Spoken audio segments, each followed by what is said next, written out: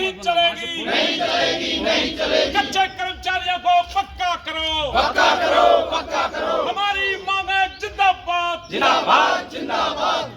आवाज दो, सर्व कर्मचारी संघ हरियाणा जिंदाबाद, जिंदाबाद, जिंदाबाद।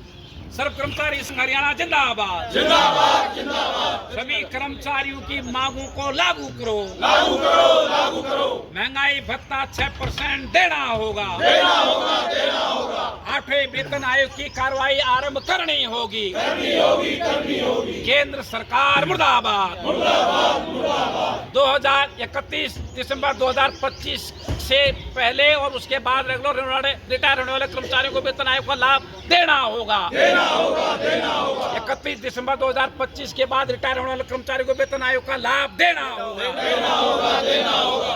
केंद्र सरकार मुर्दाबाद, मुर्दाबाद, मुर्दाबाद। एक बार और सभी साथी हाथ खड़ा, आवाज दो। Haryana government PWD mechanical workers union जिंदाबाद, जिंदाबाद, जिंदाबाद। Haryana government PWD mechanical workers.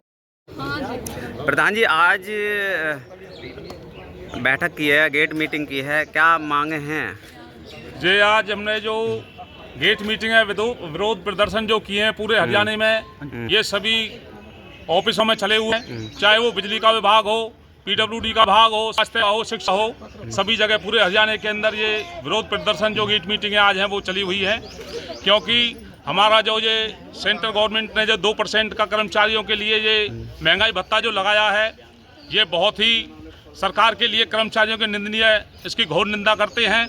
ये इस तरीका से सरकार को नहीं करना चाहिए था।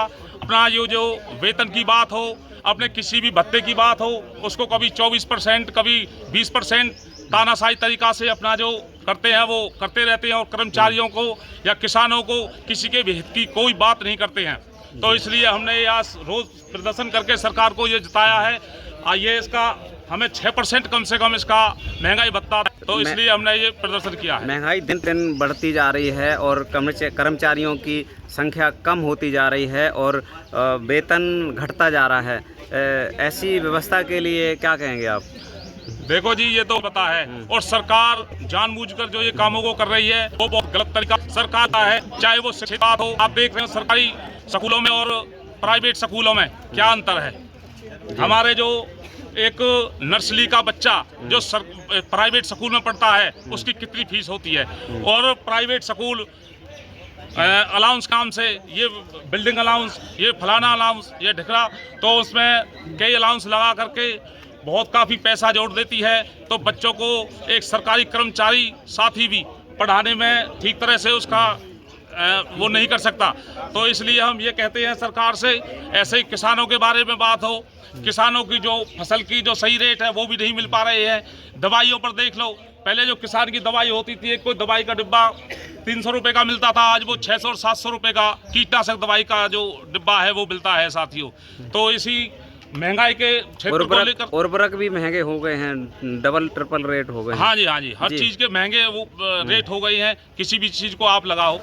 तो इसीलिए हमने ये आज प्रदर्शन किया है और सरकार को ये हमने जताया है, ये रोज प्रदर्शन करके सरकार इस तरीका से अपनी नीतियों को ना, अगर ये सरकार नहीं मानती तो आगे कहाँ तक प्रदर्शन रहेगा प्रधान जी? अगर सरकार ये बातें नहीं मानती है तो इनसे भी बढ़ चढ़कर पूरा हरियाणा आंदोलन करेगा, और सर्व कर्मचारी संघ के आह्वान पर जो भी आदेश मिलेगा, और हमारा पीडब्ल्यूडी मैकेनिकल वर्कर यूनियन राज्य कमेटी जो आदेश करेगी उस पर खरा उतरेंगे और बढ़ चढ़कर आंदोलन करेंगे। सर, क्या कहना चाहेंगे जब जो सरकार की नीति जन विरोधी है, वर्कर विरोधी है, और फिर भी जनता चुन लेती है? जी, मैं आपके चैनल का धन्यवाद करता हूँ, हमारे यहाँ पे पहुँचे आप, हमारी बात आप आगे तक पहुँचा रहे हैं, लाइव चल रही है। सरकार की नीति का आपको पता था ही जी, और सरकार कर्मचारी के विरोधी है, लेकिन फिर भी पब्लिक क्यों बार बार वोट दे रही है और इन्हें ला रहे हैं। अभी जैसे हमारा डीए दिया है सेंटर का 2%, अपना 24% ले लिया। हमारे जो रिटायर कर्मचारी हैं या रिटायर होने वाले हैं 31 दिसंबर तक, उनका कोई लाभ नहीं मिलेगा। ये नए नए फरमान जो सरकार दे रही है, इसका हम घोर निंदा करते हैं आपके चैनल के माध्यम से।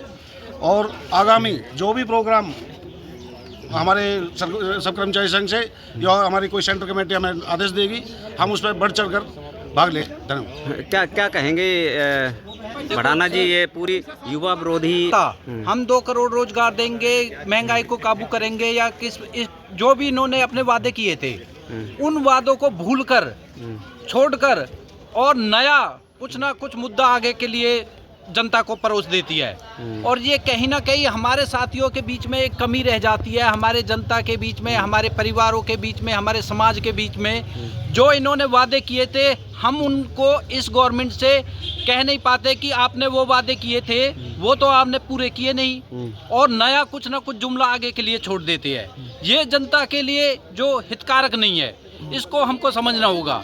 यदि हम गवर्नमेंट से, चाहे कोई भी गवर्नमेंट हो, हम गवर्नमेंट से यदि 1% पूछेंगे कि ये क्या आपने जो वादे किए थे उनको पूरा किया है, आप देखोगे कि उस मुद्दे पे वो बात ही नहीं करेंगे। चाहे सोशल मीडिया हो या मीडिया हो, कोशिश करते हैं उनकी आवाज़ को भी दबाने की, कि ताकि ज़्यादा से ज़्यादा लोगों तक बात ना पहुंच पाए, कहीं ना कहीं और नया मुद्दा छोड़ देते हैं। कहीं ना कहीं क्या लगता है कि पूंजीवाद स्थापित तो हो चुका है? पूंजीवाद लगने की बात नहीं है, ये आप प्रैक्टिकल रूप से देख सकते हो। आप चाहे एजुकेशन सिस्टम ले लो, हेल्थ ले लो या और किसी व्यवस्था में ले लो, पूंजीवाद पूरी तरह से हैवी हो चुका है। और जो हमारे एक मिश्रित अर्थव्यवस्था अपनाई थी हमारे संविधान ने, आज वो रास्ता बहुत दूर छूट चुका है और पूंजीवाद की तरफ इतनी स्पीड से हम बढ़ रहे हैं। इसमें चाहे कर्मचारी है, किसान है, मजदूर है, इनका कोई हित नहीं सकता।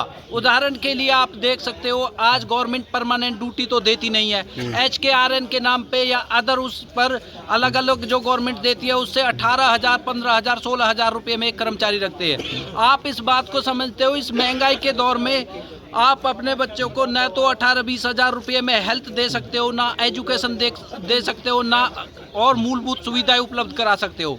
इस गवर्नमेंट का केवल एक ही एजेंडा मैं कहूँगा कि आप एक दूसरी तरफ देखते हो, जो पूंजीपति है, जो पैसे वाले हैं, जो उनको इस प्रकार से एटमॉस्फेयर दिया जाता है, वो अमीर और अमीर होता जाता है और जो गरीब है उसका और ज़्यादा शोषण होता जाता है। तो ये मैं समझता हूँ ये ना तो जनता के हित में नहीं है। क्या मैसेज देना चाहेंगे युवाओं को? आप युवा हैं और पूरे देश के युवाओं को क्या मैसेज देना चाहेंगे आप? मैं युवाओं क्रांतिकारी विचारधारा रखते हैं जी, कहीं ना कहीं जागरूक हैं, संविधान के प्रति नॉलेज भी रखते हैं, बहुत अपने अधिकारों के प्रति नॉलेज भी रखते हैं। भड़ाना जी, क्या मैसेज देना चाहेंगे जी? मैं युवाओं को यही संदेश देना चाहता हूँ, आप किसी की बहकाई में नहीं आए, चाहे वो गवर्नमेंट हो या कोई अदर पार्टी हो, अपोजिशन हो, आपको डिसीजन आप लेना होगा। हमको केवल क्या हम जिस मुद्दे पर, युवाओं को एक बात सोचनी होगी, क्या हम जिस मुद्दे पर जिस गवर्नमेंट को हम चुन के भेजते हैं, क्या उन्होंने वो वादे पूरे किए हैं? अगर नहीं किए तो हमारा जो वोटिंग अधिकार है छोटा मोटा अधिकार नहीं है। और आज का युवा बहुत जागरूक है। तो यदि हम अपने अधिकारों की बात करेंगे तो हम देखेंगे ये अपने वादे पर खरे नहीं उतर पाए। तो मैं युवाओं को एक ही संदेश देना चाहता हूँ, किसी भी गवर्नमेंट को, चाहे आप cast before cast the vote, you have to select that this government is in our favour और नॉट। तो इसलिए मैं कहना चाहता हूँ कि हमारा युवा चाहे कोई भी हो, आपको जाति, धर्म, मत, पंथ से ऊपर उठकर आपको अपने विकास को, अपने फ्यूचर को देखते हुए आपको अपना डिसीजन लेना पड़ेगा। ठीक है, थैंक यू। ये हितेश हमारे